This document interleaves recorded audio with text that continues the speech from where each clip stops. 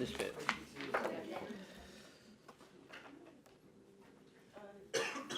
Hello, welcome everybody to the meeting of the Basildon Area Committee on the 14th of October 2025.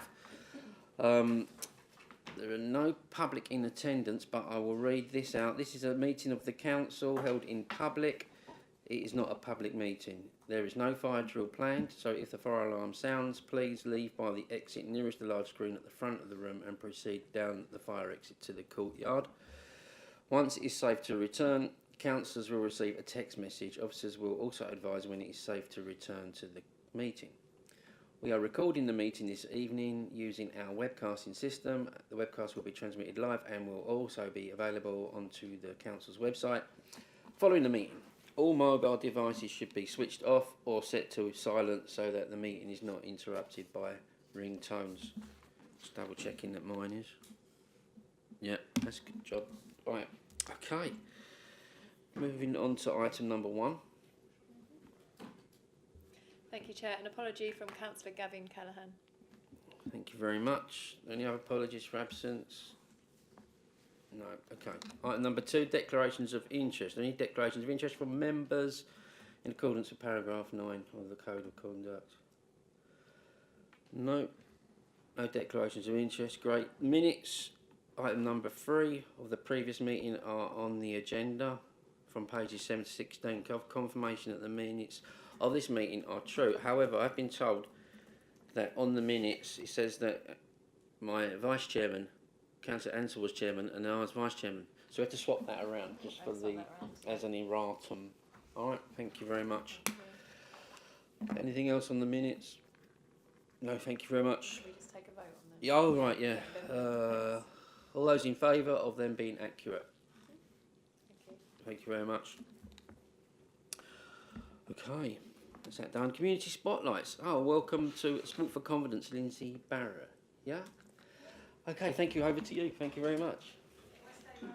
Yes, please, yeah.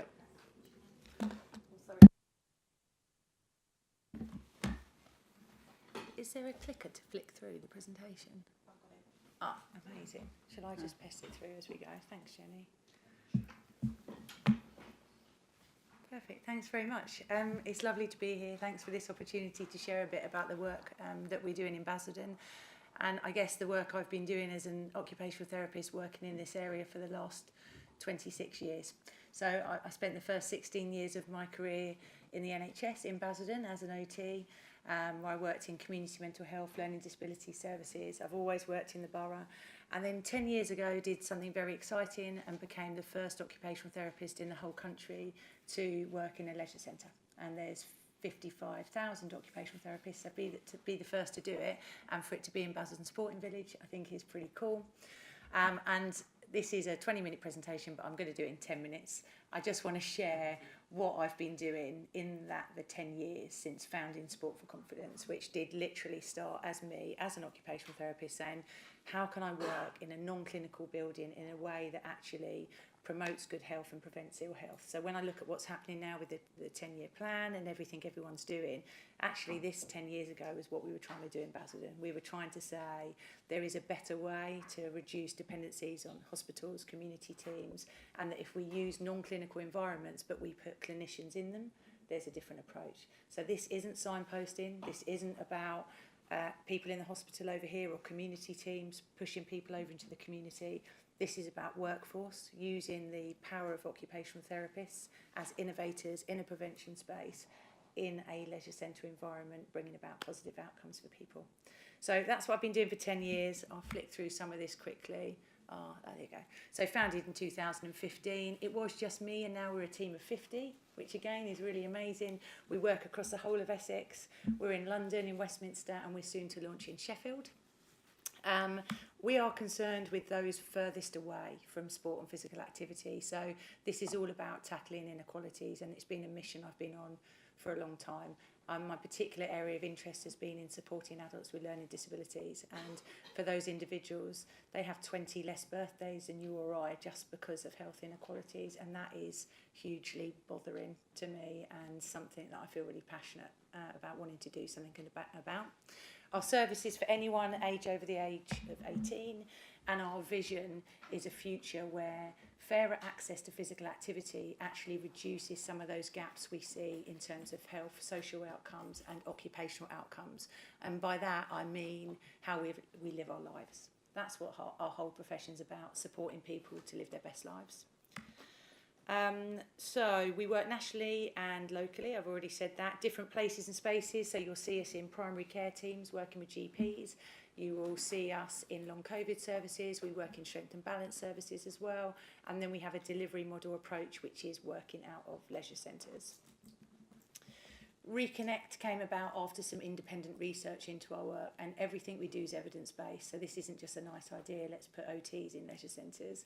We were independently evaluated as part of something called PEM, which is a prevention model approach. That was part of LDP funding, the opportunity to have that evaluation conducted by the University of Essex. And the evaluation was just so powerful that it resulted in the Reconnect service being rolled out across the whole of Essex. So Basildon is where we were evaluated. We showed a return on investment of £58 for every pound spent, a saving of £22,000 per person per year who attended in terms of reduced use of other services, ambulance call-outs, GP appointments, community nursing appointments. We saw wellbeing elevated from disabled people's wellbeing elevated to the same as non-disabled using a tool called Wellbe, which was again hugely powerful, and an overall cost saving of 20 million. And that was measuring people's participation in just their first 3 months, which I think is pretty awesome. In the last year we've seen 11,500 people, so when you start thinking about that data. So this is what was born as a result of the evaluation Reconnect, and this is a prevention service which has key principles. It's place-based, it's about meaningful physical activity, it's evidence-based, it's person-centred and it's collaborative. I'd also go as far as to say I think we're the only service in Essex that has no exclusion criteria. So this is about everybody being welcome and not entering services just based on one label. How am I doing for time? Am I okay for 5 more minutes? Okay, thank you.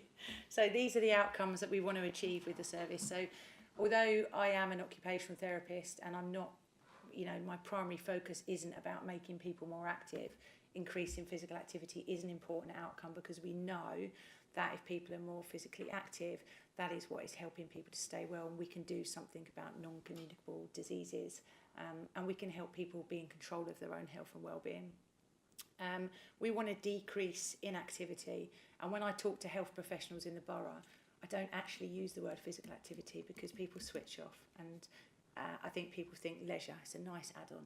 That's wonderful. So when I'm trying to talk to nurses, GPs, social prescribers, I talk about the challenge of inactivity, because there isn't a health professional or a social care professional that works in Basildon that doesn't see the challenge of inactivity daily in their jobs. So language is really important, and that's been central to how we've developed the Reconnect service. Empowering and enabling people to be in control of their own health and well-being, that's hugely important to us.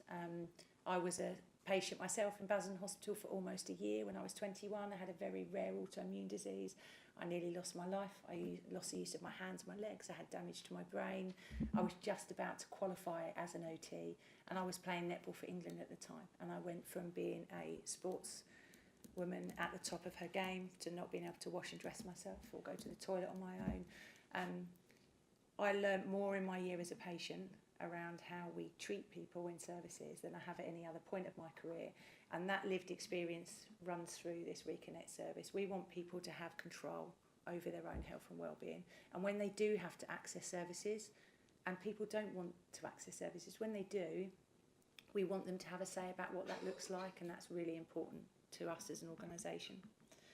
Social connection is in there as well, and loneliness, and particularly in my career when I see the effects of loneliness, I think sometimes social connection gets talked about afterwards, and we talk about other things, and then we mention social connection as a nice add-on, again a bit like leisure, and actually seeing the power of social connection in terms of health and well-being for people is huge.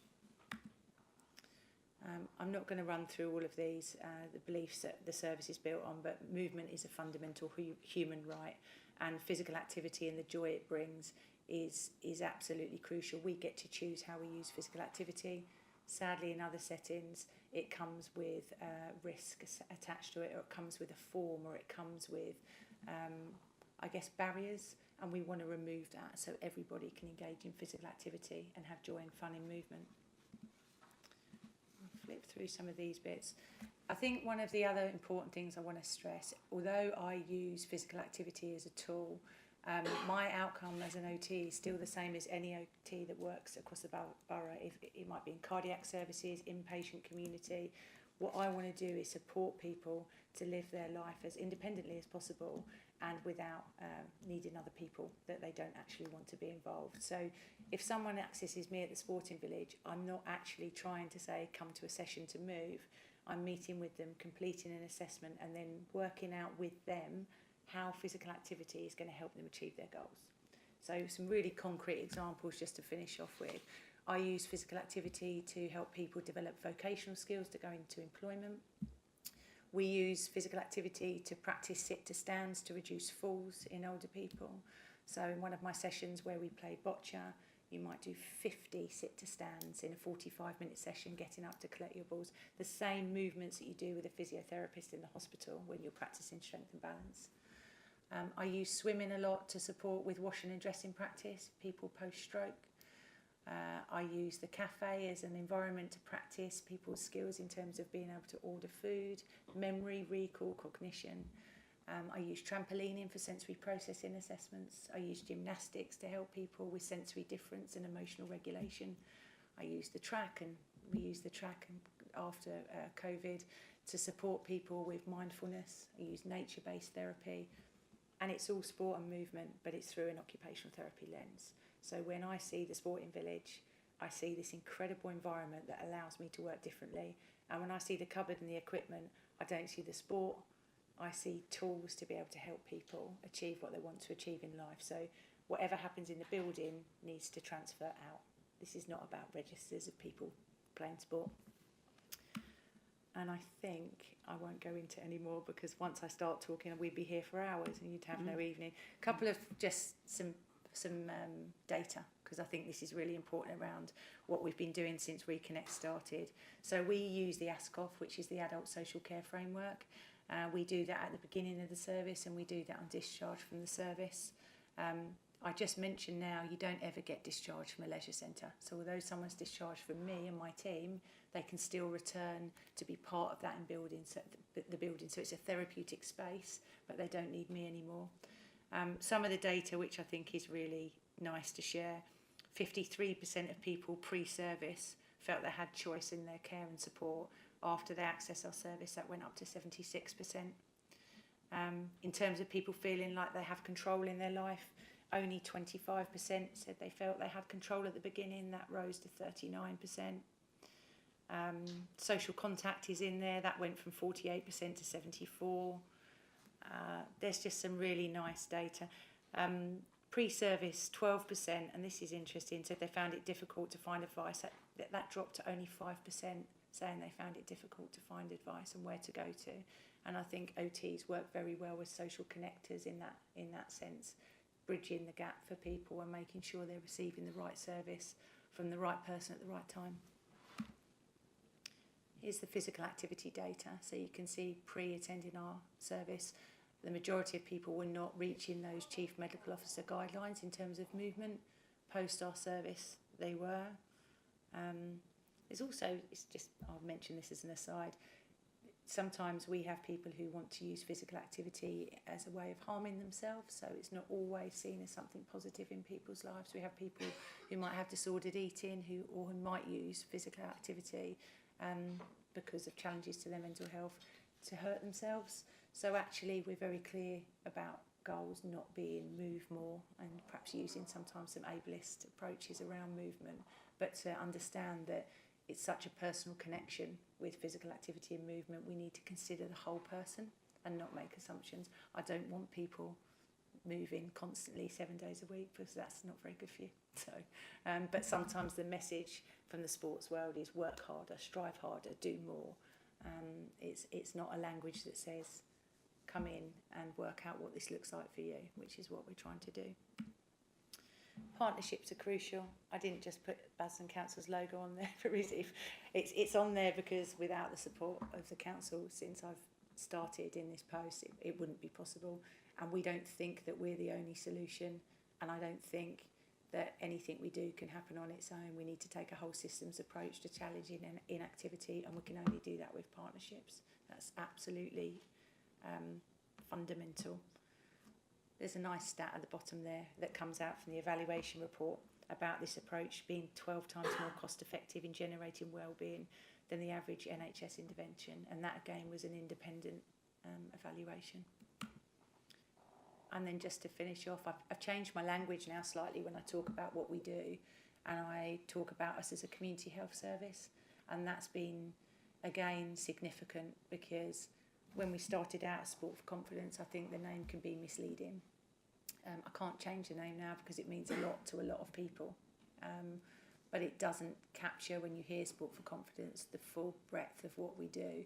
And we are a health service, and we have positioned OTs as innovators in that prevention space that is being celebrated up and down the country, and it's really exciting that it started here in Basildon. And I was sharing to Jack earlier, just to finish off, I've had an email from Sport England. They're one of our funders, so we work in a strategic partnership with Sport England, and we've been identified as one of the top 20 innovators in Europe using physical activity for health outcomes, and I'm going to Antwerp at the end of November to present at an innovation conference about the work. I mean, I'm terrified about it, but that just, that's something that's really special. So yeah, looking forward to reporting back after Antwerp. That's it. Deserved. Thank you.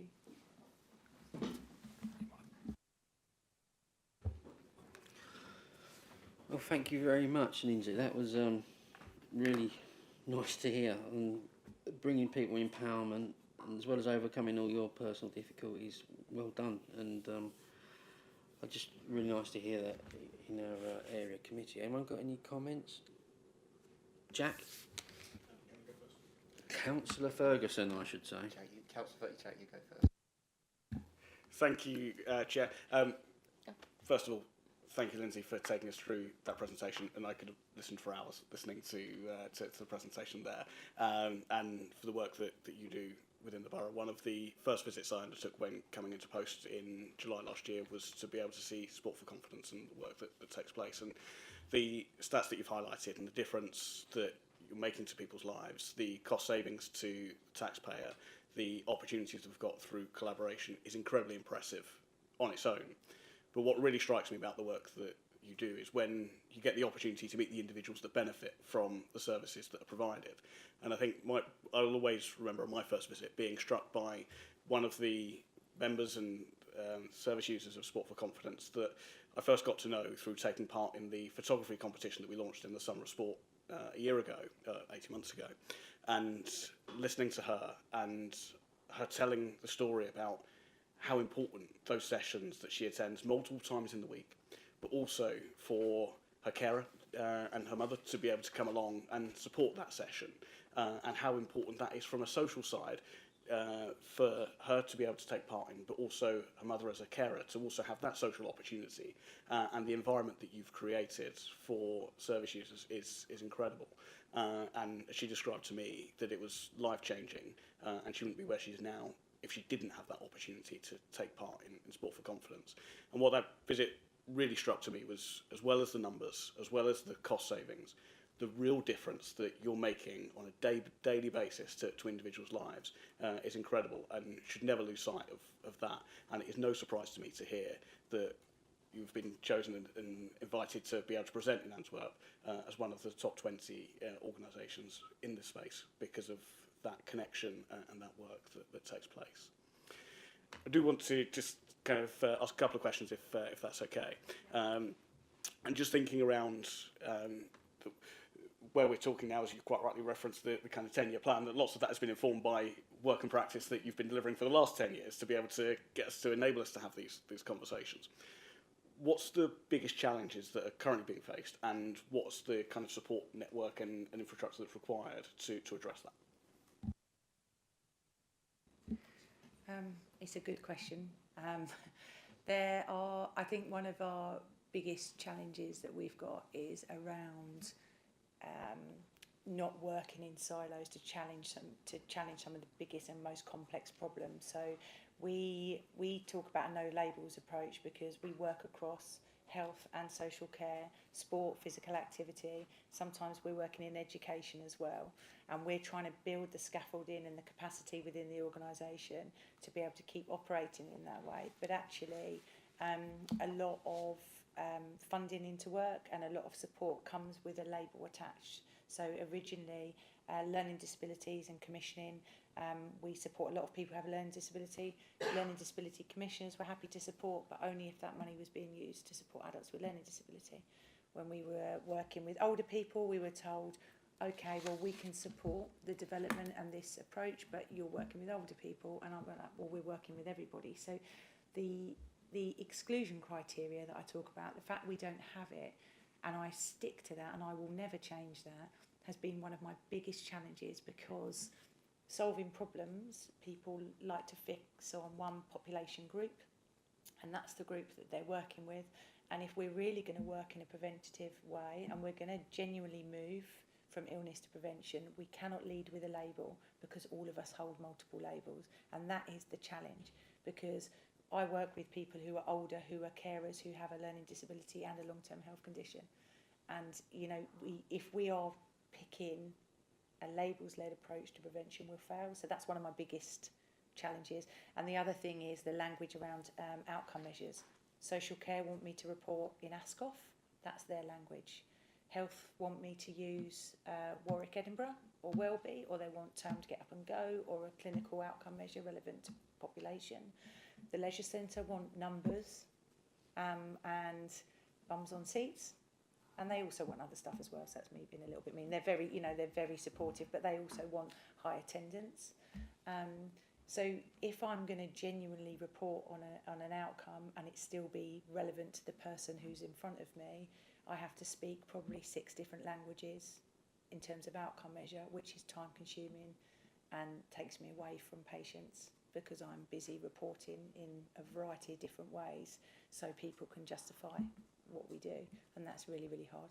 And the sector can't choose a outcome measure they like, because there isn't one, because we're all different, so no one's going to agree on it all. So measuring outcomes, I know our worth and our value, but I need to speak the language across the system, and labels-led approaches which actually slow people's opportunities down to access the services they need, the 2 biggest. Thank you, Chair. Thanks, Lindsay, for taking us through that. And yeah, I think that's so important. It's also incredibly refreshing. I speak about my professional background as a youth worker a lot. It's so refreshing as a youth worker to hear people talking about a no labels approach to engaging with individuals. I think it's so important, and something we should always have kind of at the forefront of our minds. I'll allow others to. I'll finish my questions in a second, but I just want to reiterate a commitment that I've always said privately, publicly, that certainly as long as I'm in post and as long as we're here as an administration, sport for confidence and our support is unwavering.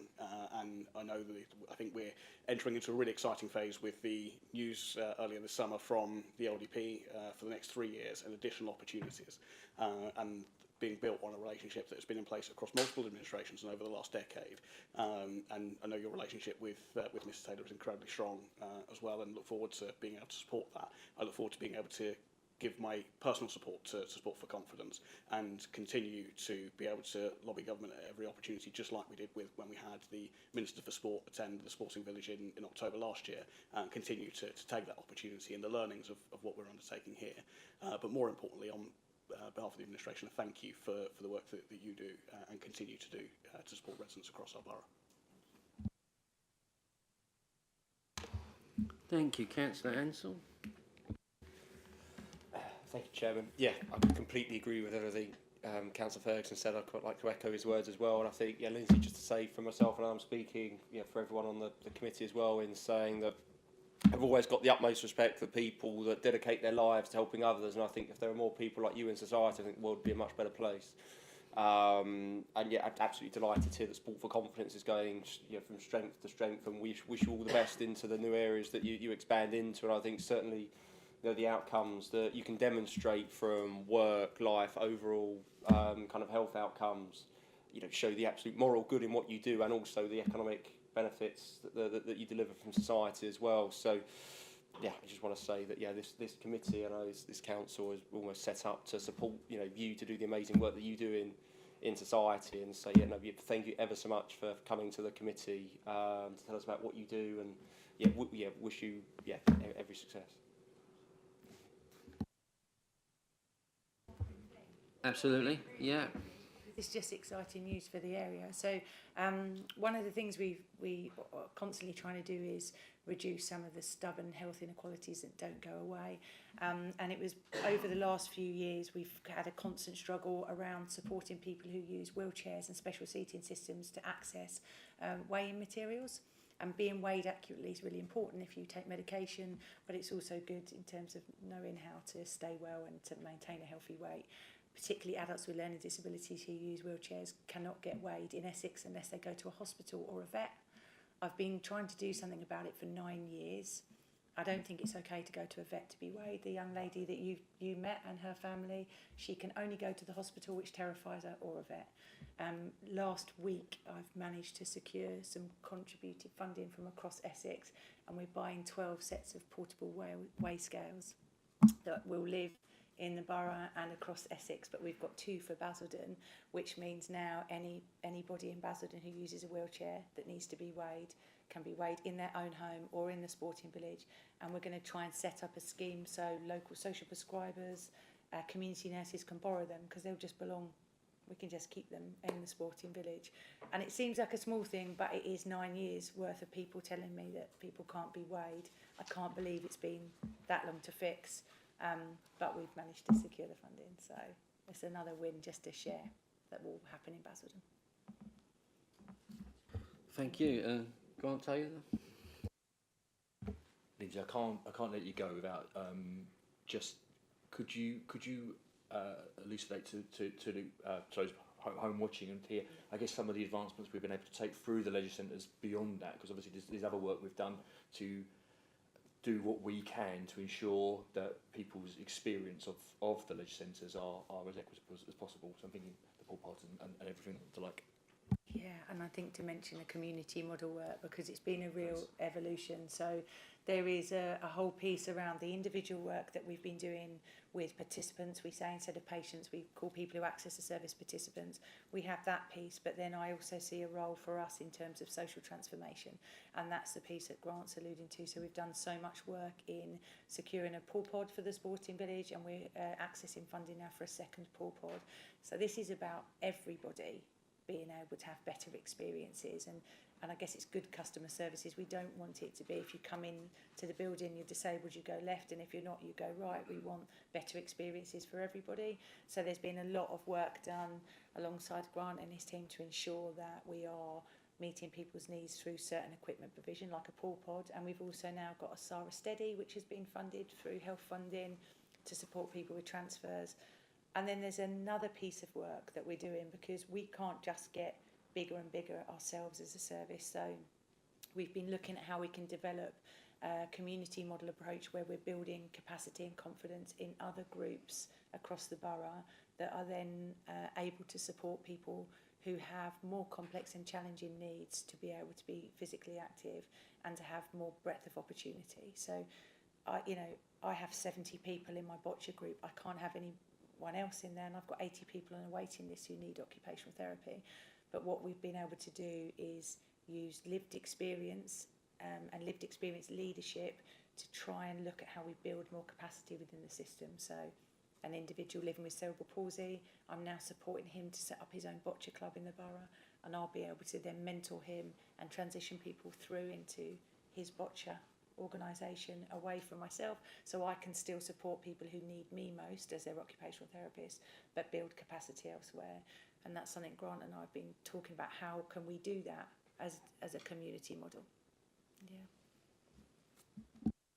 And just to say, so our intention is to bring that community model to Cabinet later on in the year. We've been working with Councillor McGeorge on that basis, so we want to come and set it out to the Cabinet, how that will work, who the partnerships will be, and I think it gives us a real strong chance to affirm Basildon's approach to LGR and what we see as good healthy access and advancements in adult social care. So that's our plan. Councillor Ferguson.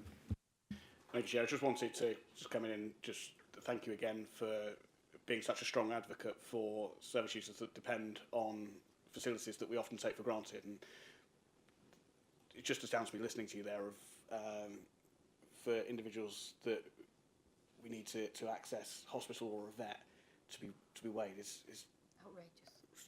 disgraceful.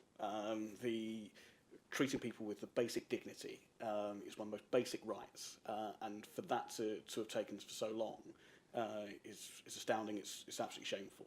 But thank you for being such a strong advocate for those individuals and standing up for them. And please never stop doing so. And please never stop challenging us and challenging the systems that are in place, because absolutely that basic dignity for those individuals that need it most is a basic right that we should all be championing and stand with you to do so. Yes, ditto. So thank you very much for coming along and being our first of our community spotlights this evening. You're welcome to stay if you want, or if you'd like to go, then you're perfectly welcome to go. But thank you for coming and sharing with us this evening. Yeah, exactly right. So I'd like to welcome Charlotte Curran from Peaceful Place to share what's happening there. Thank you very much. Okay, hello everyone. My name is Charlotte. I'm the CEO of Peaceful Place. How am I to follow that? I'm just sitting there thinking, oh my God. I mean, obviously, a great admirer of Lindsay and all her work and her inclusion of Peaceful Place members who also attend some of our sessions. So Peaceful Place, we're a small charity based in Timberlog Lane. We work with individuals diagnosed with dementia. Our youngest is at the moment 57 and my eldest is 100 and going into her 101st year. So yeah, very excited about that. We have 86 individuals registered with us and there's increasing numbers coming in. We prioritise individuals who are diagnosed early and are in the kind of early to mid stage of dementia, because looking at provision across both Thurrock, Southend and Essex, there are a lot of day centres that cater for those in the later stages of dementia, but there wasn't people who were meeting the needs of those in the earlier stages, and obviously that is a group that needs a different type of approach and a different type of activities. So a lot of our work is around keeping them cognitively stimulated and physically active. Obviously we work with Lindsay on some of the physical fitness. We received a grant of 1,500. Thank you very much for allocating us that money. We used that money to do a trial project with 5 Elements Boxing Club, and we ran 15 sessions, bringing, I think it was a 12 to 15 individuals down to try out boxercise. But there was different, it wasn't just kind of going down and boxing. There was kind of warm up and fitness circuits, coordination drills, boxing skills, pad work, strengthening, cool down. All of that kind of a structured support may seem very kind of basic to all of us, but it can be very, very challenging for an individual with dementia, but especially for those that have lost their confidence. And quite often when they first appear or engage with Peaceful Place, they feel that they haven't any skills and they don't have any confidence and they don't want to try something new or try something different. But after kind of a week at Peaceful Place where they get great support from their peers, those that are already established in Peaceful Place are fantastic at inducting new members into the service and then quickly get involved. We were particularly interested in boxercise because one of our members, Len, was a former professional boxer and he wanted to continue that and he wanted to teach others, so we grabbed the opportunity when we saw your funding and we started that with 5 Elements. I think it's kind of important to also remember that when organisations or charities like Peaceful Place, when we receive funding, it doesn't really stay just in the organisation, because a lot of our funding goes back out into the community. So obviously that money had gone over to the 5 Elements Boxing Club. So it's not just us that receive the money, we get the opportunity. The money then goes back out into the community. There are individuals employed through that, and then the individual through Peaceful Place gets access to the community as well as the support from us to continue that. I'm just trying to think, is there anything else in my report that you might need to have a consideration? So yeah, we had 15 high quality sessions. They were all coached, so that was important. I think again, from our point of view, we have about 36 to 38 individuals coming into Peaceful Place. It could get very boring if you stuck with us every day and you're seeing the same person. So partnerships are really, really important, but they have to be the right partners. Obviously, Lindsay's very, very experienced. The 5 elements, although they didn't have the skills of working with individuals with dementia, that's not an essential criteria. What they can do is they can apply their specialism, and we bring in the skills of engaging the individual. So we're obviously experienced in that. We have over 19 different activities going on per week. We have Suffolk music therapy that we fund to come in. We've Together Musical Expression time. They're in twice a week. They're amazing, by the way. We give them cooked breakfast, cooked lunch, transport to and from home. We pick up from Thurrock, Essex and Southend, so we can be quite busy on the road. Our biggest issue is traffic, caught in it this morning. And our referrals come from either the dementia crisis teams or adult social care, or personal individuals coming in, families paying privately to attend the service. We then, that funding, so we're spot purchased, so we get some funding obviously for them to attend Peaceful Place, and then we match that with charitable grant applications. So for example, the National Lottery gave us a large grant that covers me to pay for drivers, professional drivers, for 3 years, and it also gave me funding to buy 2 new electric buses. So that's fantastic. So we're now going out and we're clean to the environment. But it's also reduced our bills on fuel and stuff like that. Global Makes Some Noise, that funds time. It runs Suffolk Music Therapy. It funds the new drama sessions that we're starting at Peaceful Place. So I do see us as, yes, we are meeting individual needs, but also I think that we attract funding in and then we can disperse it out. And I think that's quite an important thing about charities, because quite often the narrative is that charities, oh, they take loads and they don't do very much or whatever. That's not, I think that there's a kind of a negative narrative associated with charitable organisations. I think the other thing that I'd like to talk about is the narrative around dementia, because again, quite a lot of the public profile around dementia tends to focus on the later stages, and there is very little positive images sent out of individuals living well with a diagnosis of dementia. And so I'm very active about trying to change that narrative, get more information out about the importance of keeping them engaged. They have a lot of skills, they've got a lot of talent, they've got a lot to contribute to society, and that needs to be showcased a little bit more. So thanks to Jenny, she does kind of showcase some of our work as well. We have a theatre show coming up, our second year, in Towngate Theatre, so we'd like to invite you to attend that, just so we can showcase the talent of our individuals, but also showcase what work is happening through the partners that come into Peaceful Place, like Time and Suffolk Music Therapy. We've also got a choir, so the Busketeer Choir, we fund them to come in. So there's quite a lot to kind of showcase, really.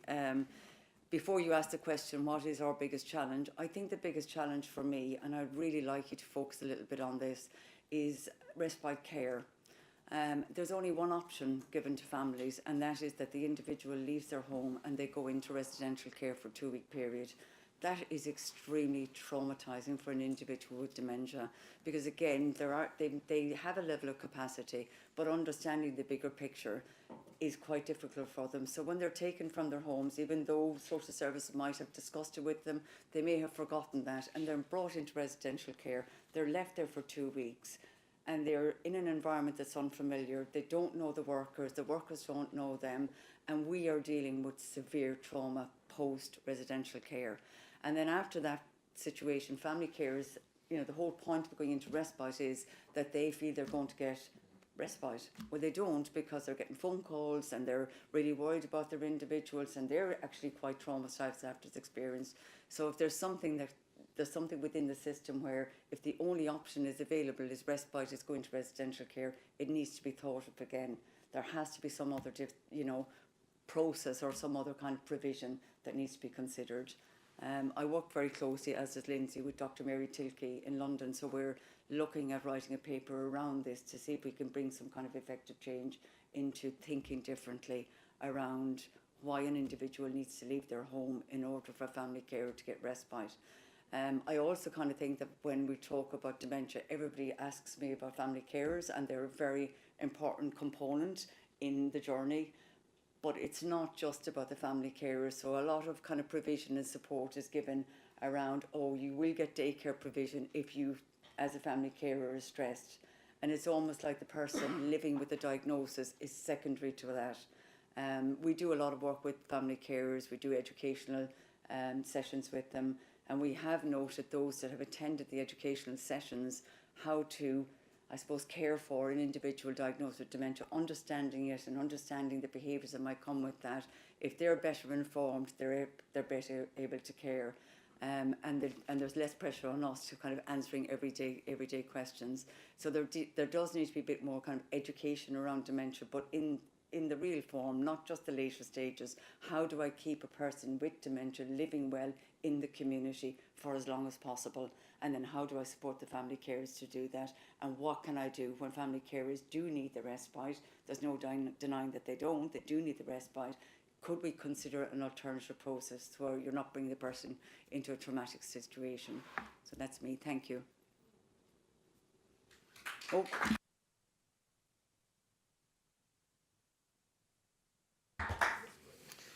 Well, thank you very much for sharing the achievements and the challenges there.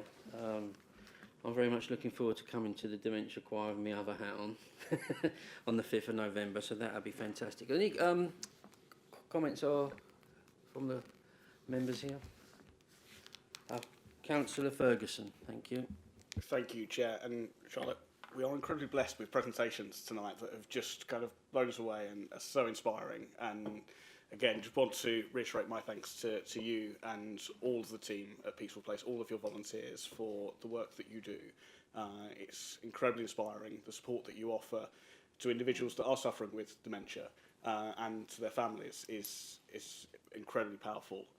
I can't ever speak about support for those that are going through dementia without reflecting on my own experience of the most important role I've ever had in my life was being a grandson to my grandmother, who 9 years ago this week passed away with dementia. And I recognise, and something that the biggest life lesson I've ever had was being a carer along with my family for her, until the point where we could no longer manage that for her best interests and also our own in the home environment, and how challenging and how tough a decision that was at that time.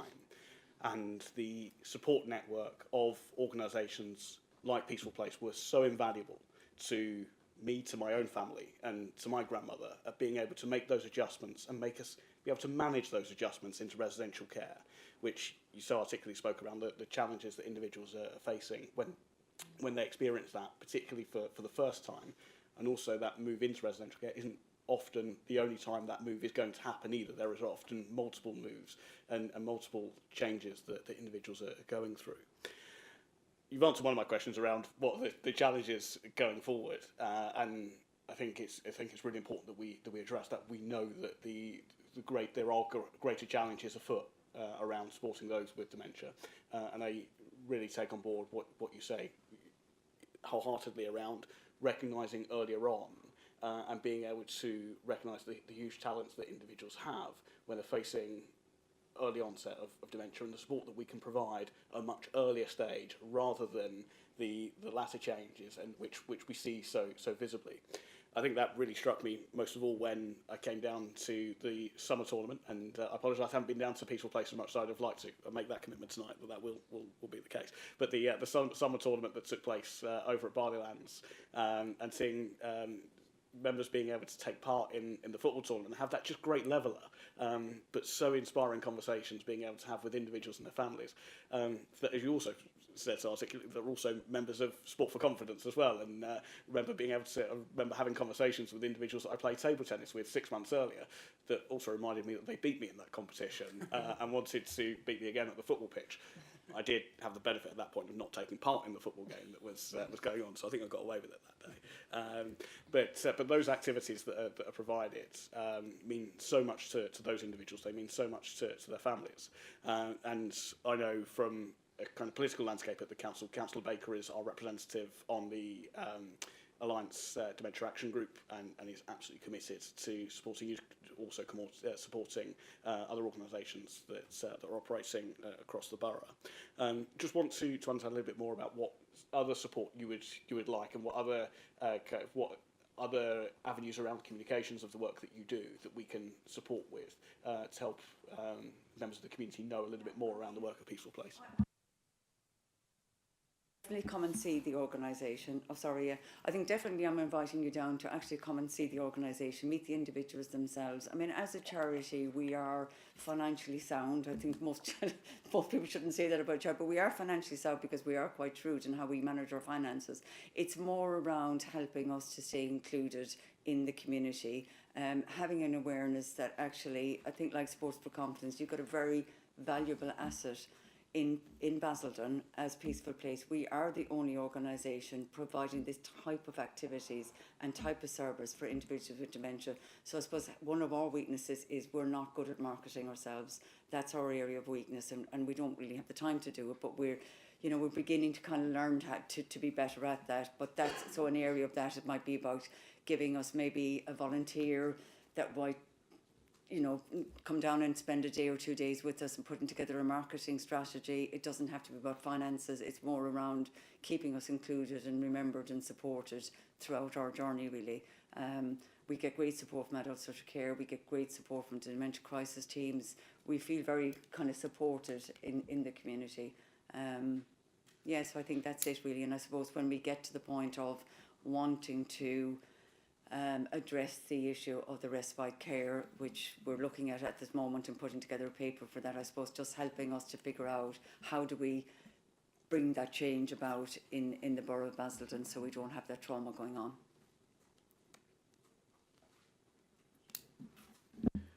Thank you, Chair, and thanks, Charlotte, for detailing that there. And it's never a surprise when I hear you tell me that so much work is focused on the frontline activity of the services that the promotion of it takes a backseat. There is a hugely important story to tell around the valuable difference that you're making to individuals and their families' life, and keeping that enjoyment, keeping individuals content, and giving people hope and inspiration at some of the most challenging and vulnerable times in their life is so powerful. And I give this commitment tonight that from a council perspective, I'll work with officers to see how we can continue to raise the profile and let individuals know around the huge support that they have within the borough. But I also want my main takeaway, and I'm sure I speak for everybody on the committee, to be a huge thank you to you and all of the volunteers and everybody that supports Peaceful Place because it is so valuable. Thank you, Councillor. So thank you to you both for your contributions to our community spotlights this evening. I'm going to move on to the next item, but you're welcome to stay if you're keen. If not, you're welcome to leave. But thank you very much, and good evening to you.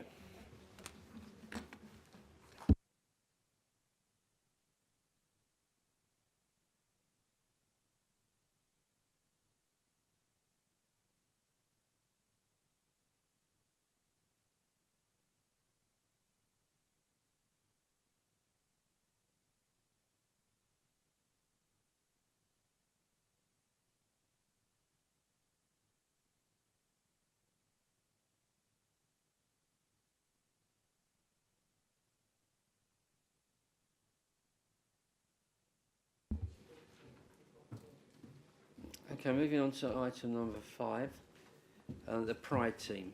This is a report on the Pride team work by the Park Countryside Operations Manager will provide an update. So over to you, please, Mr. Baker.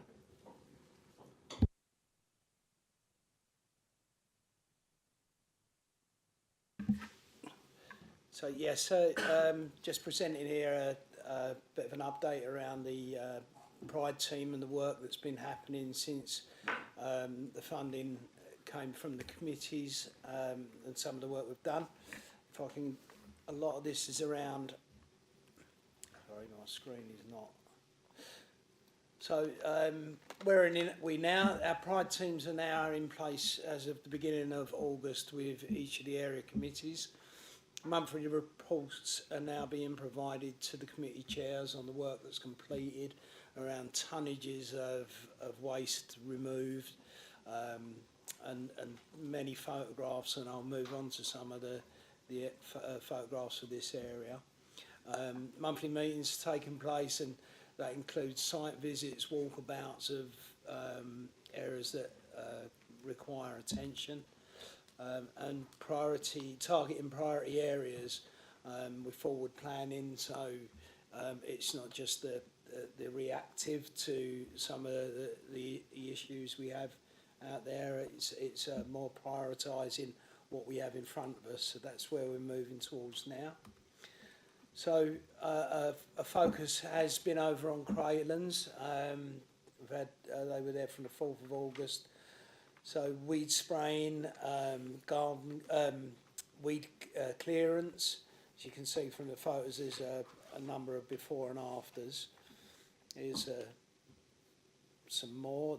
There's quite a few before and after photos, but I think they're good to see because it just shows you, the impact that the Pride teams can have in an area. Keep going.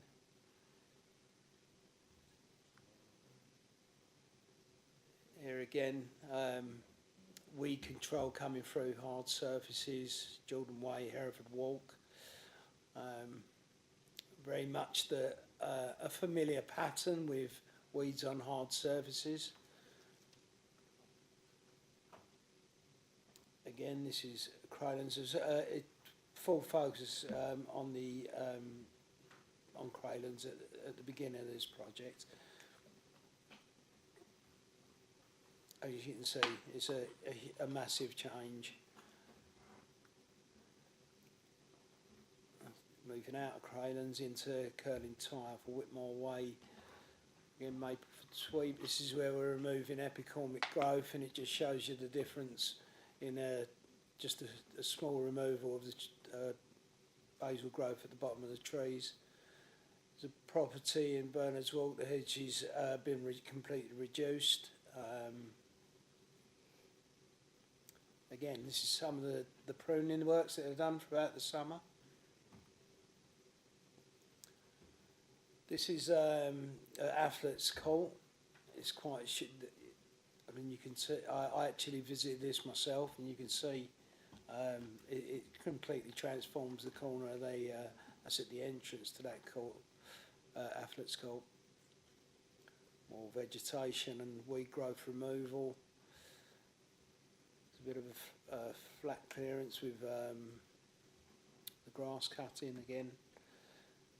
So just moving a bit on to the statistics across the borough of the challenges that the crews face, not just the Pride teams, but the cleansing crews and all of my services. Vegetation growth is the highest for reports we take. This is in order of reports. Waste management, so fly tipping, comes in a very close second. Reports of miscollections, although I mean we've taken the reports of miscollections have dramatically dropped now since the change in services, and also the in-cab technology that refuse are now using, and overflowing litter bins. Pavement hazards, street lighting faults and fencing comes in at third. Public safety around fire. This is the reports to our service, so it's not necessarily the whole of the council, but these are to our service, and antisocial behaviour, which will include graffiti. And then tree management and enforcement inconsistencies is another one of complaints that we're receiving. So the count type is that we've dealt with resident caseworks through council inquiries is 317, 79 complaints. Now, they're not necessarily complaints about what we've done, but they are complaints in the way the service might have been delivered or the expectation of that. 16 freedom of information requests, and right to access, 2 right to access, and 1 enforcement task. Crunch statistics. Let's moving on to the crunch. This is the crunch of the 4th of October, just recently. General waste cleared was 31,330 tonnes. Electrical items, 3 tonnes, 3 tonnes plus. metal 5 tonne, wood 13 tonnes, with a recycling rate of 41%, and this year's total for tonnage is 259 tonne. 59,000. It feels like, yeah, it's been a long summer. Yeah, 259 tonnes. So that's just a quick shot through. I know Lee, the supervisor for this area, has been working with Councillor Davis. If you have any questions, I'm happy to take those.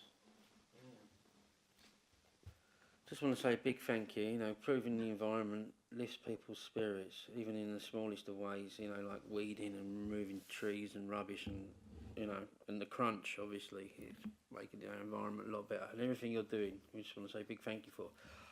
Are there any questions or comments, Councillor Brown? Just checking, pressing the right button. I mean, I think it's really clear to us, Rob, from that our casework in terms of trees and clearage and bushes and things like that has gone down since we've started to focus in this way, which is really, really beneficial. I think what would be really helpful for us as a committee, and I'm sure for the other committees, is it's quite dramatic when you see the changes to the environment you've made in terms of clearing, in terms of tidying up areas. And like Councillor Davis says, it's the basics, isn't it, that we're trying to get right, that people have decent environments to live in, that they can be proud of their local community and therefore thriving it. I think it would be really useful if we got to see those pictures on a more regular basis.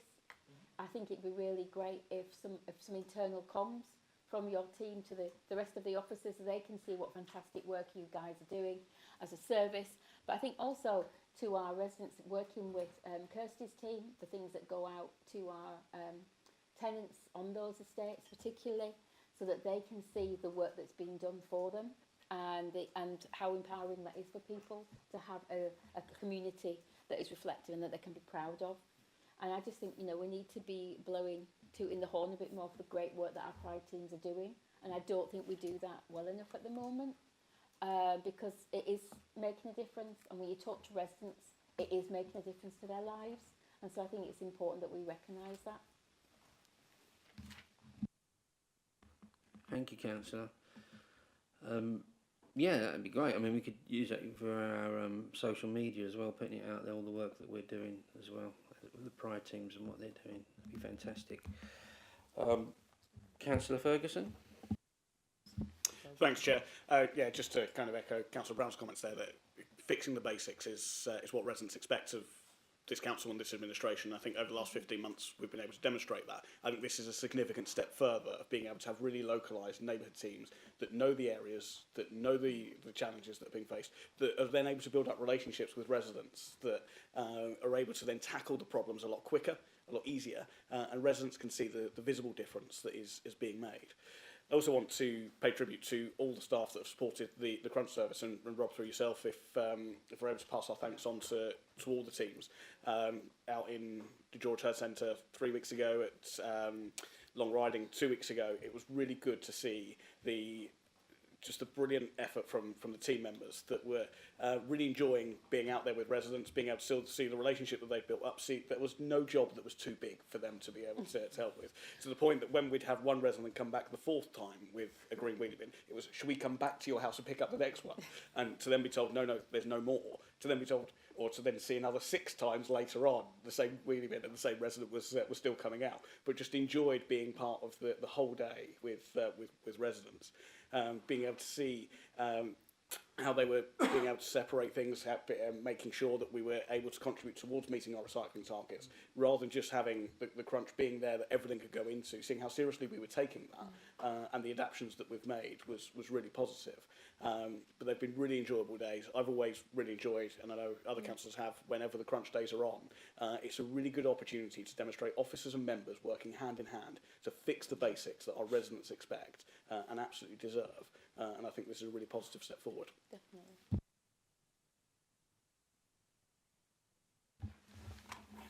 Thank you very much. Okay, moving on to item number 7. I think. My agenda's disappeared. Item number 6, funding considerations. Hand over to Mr. Toombs. Thank you. Thank you, Chair. There are 5 items for consideration this evening. The first of which is a £3,000 investment for the delivery of 2 additional crunch services in Basildon from the Community Priority Fund Friends World, and that's revenue. And the 2 additional dates are on Saturday the 7th of March and Saturday the 21st of March. Okay. Comments from the... We'll agreed on that. Councillor Brown? You know, I think we've just heard from the report what a massive impact this has for our communities, that service, and how valued it is. But I think also not only is it valued by our residents across the borough, it also massively reduces fly tipping in terms of black waste. We know that a lot of this tonnage might get taken to the local tips, but also a lot of it wouldn't. If we are making it easier for our residents to do the right thing, then they're going to do the right thing. And we have an onus and a responsibility as councillors to make it as easy as possible for our residents to do the right thing. And so I think that the crunch, not only is it a fantastic service, it definitely has an impact in other parts of our service and other parts of the team that comes under you, James. And therefore, I think we should definitely continue to support it. Okay. All those in favour? Unanimous. Thank you. Item number 2, please. Thank you, Chair. Item number 2 is a 500 funding award to the Leavenworth Community Church to purchase a bleed kit from the Community Private Fund St Martin's ward. The Leavenworth Community Church is seeking to purchase a bleed kit to enhance their emergency preparedness. The church already has a defibrillator, and they offer vital support to vulnerable and homeless individuals in the community, and just want to be equipped for every eventuality, no matter how unlikely. Thank you very much. Any comments, queries? No. All those in favour? Thank you very much. Item number 3. Thank you, Chair. Item number 3 is a £4,452 funding award to the One-to-One Football Club for the purchase of floodlights and batteries from the Believe in Basildon Fund Capital. For those who are not aware, One-to-One Football Club is a grassroots football club based in Basildon. They currently have weekly sessions at Gilgrove School and see approximately 85 children aged 6 to 15 years old.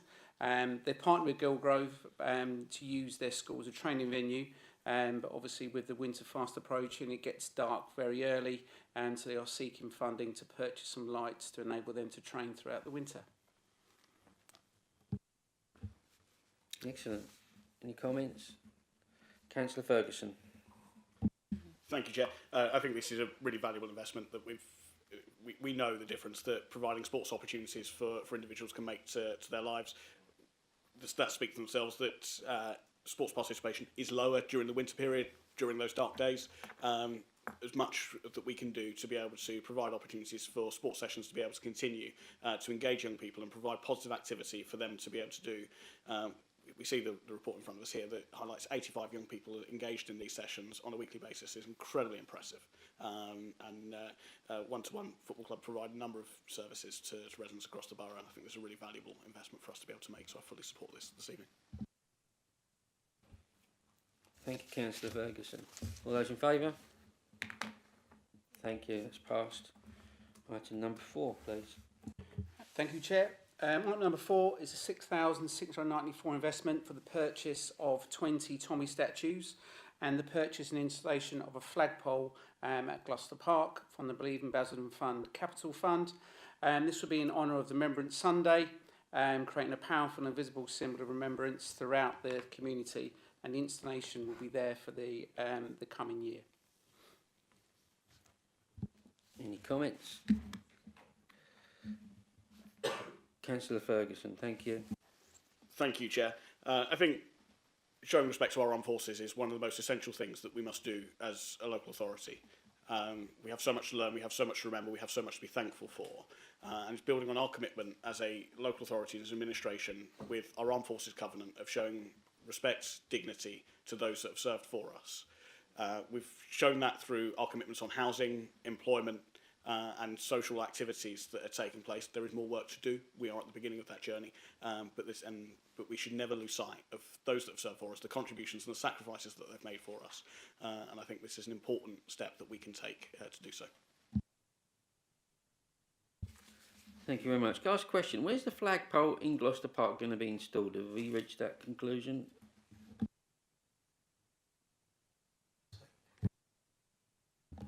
So, one of my suggestions is as you walk down what was called the Plaza, so coming up to the Teardrop Lake at that seating area, on that area, so just it's as you walk into the gateway of Gloucester Park from the town centre. That's a suggestion as the Parks and Countryside, manager, that would be one of my choices. But we're still having ongoing discussions around that.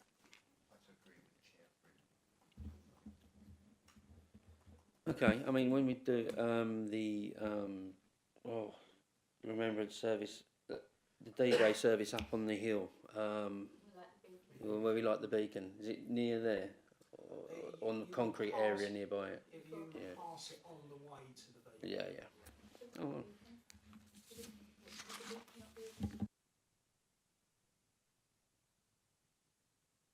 I think a site visit would be best. Quite happy to do that with you, Councillor Davis. I can get a arrange a site meeting with you. It sounds like a plan going forward. Okay. Look, I'll do a site visit, but in general, I'm putting the principle to the group for a vote. All those in favour? That's unanimous. Thank you very much. And then item number 5, please.